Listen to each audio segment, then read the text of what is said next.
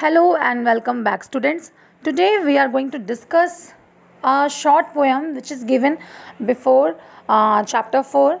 So, I would like to discuss this poem before starting chapter. So, the title of the poem is These Gentle Gent, and इसके पहले हम third chapter पर थे, हमने उसे अच्छे से डिस्कस किया था और लिटरेचर में भी हम लैंग्वेज में भी हमने चैप्टर 8 तक कवर कर लिया है.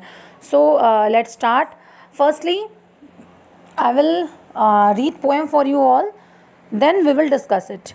These gentle gent, these friends of men, please give them all the space you can to play and bade and simply roam in this their ancient land and home, and may their trumpet call be known to one and all, to you and me, unshackled and free, by Ruskin Bond.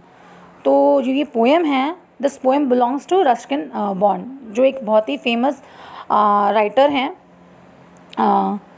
So basically वो इस poem के through हमें एक कुछ message देना चाहते हैं कि हमें एनिमल्स के लिए भी रिस्पेक्ट होना चाहिए. लाइक जैसे एंशिएंट टाइम में होता था, हम एनिमल्स और ह्यूमन बींग्स सब साथ साथ में रहते थे, but nowadays we are just trying to finish all the forest.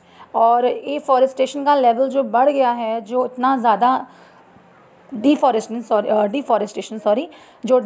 इतना ज़्यादा बढ़ गया है, हम ट्रीज़ काट रहे हैं. Day by day number of trees decreasing, हमारे फॉरेस्ट ख़त्म होते जा रहे हैं. तो इसकी वजह से जो हमारे एनिमल्स हैं उन्हें बहुत प्रॉब्लम होती है, वो उनके लिए स्पेस कम होती जा रही है. तो हमें एक ऐसी सोसाइटी, एक ऐसा एनवायरनमेंट क्रिएट करना है कि हमारे एनिमल्स के लिए भी जो पहले के टाइम में हम सब साथ रहते तो वो चीज़ फिर से हो सके. Like human have taken away much of the habitat of animals, as we all know that we must value animals and give them enough space to thrive. हमें उनको भी स्पेस देना है इस अर्थ पे. उनका भी इक्वली हक है, उनका भी इक्वल राइट है. तो हम ह्यूमन बीइंग ऐसा नहीं कर सकते कि हम फॉरेस्ट को कट कर दें और उनकी सारी स्पेस ले लें, और उनको जो हम मारते हैं फॉर देयर स्किन और बहुत सारी चीज़ों के लिए जो एनिमल्स को मारा जाता है. So all these things are not good things. So basically इस पोएम में रस्किन बॉन्ड जो हैं वो यही हमें एक मैसेज देना चाहते हैं कि we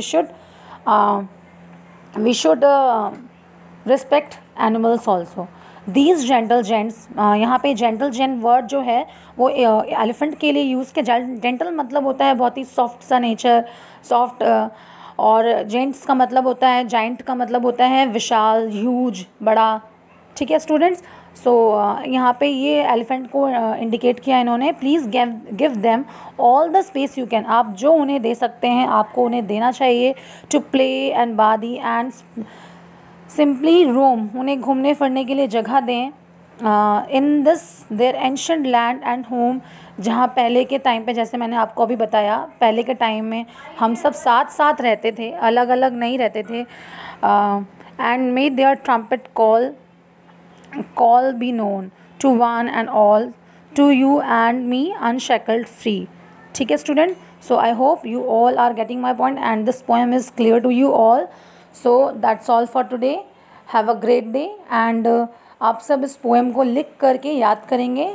so thank you so much and thanks for watching.